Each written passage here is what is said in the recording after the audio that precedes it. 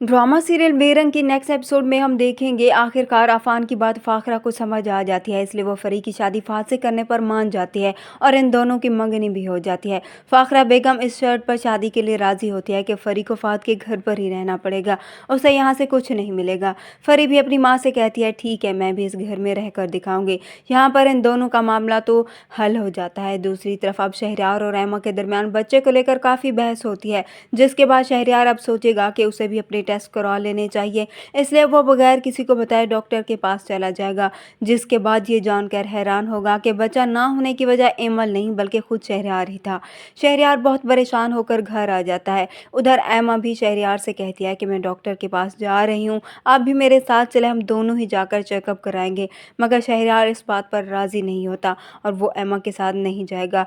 एमा जब अपने टेस्ट कराएगी तो उसकी रिपोर्ट बिल्कुल सही आएंगी, जिसके बाद आकर वो शहरयार को बताएगी कि मसला मुझ में नहीं बल्कि आप में है। अब एमा इसी बात को हथियार बनाकर शहरयार को ब्लैकमेल करेगी और उससे अपनी हर बात मनवाएगी। दूसरी तरफ हम देखेंगे एनी और अफान के दरमियान भी अब सब कुछ ठीक होता जा रहा है। एनी अब अफान का ख्याल रखने लगेगी, उसकी पसंद नापसंद का भी ख्याल रखेगी। इस तरह से दोनों के दरमियान दूरियां भी खत्म होने लगेंगी। वहां पर अब शहरयार को भी इस बात का पछतावा होगा कि उसने एमल के साथ बहुत गलत किया। मसला तो उसमें था मगर उसकी सजा उसने अपनी मोहब्बत एमल को दी।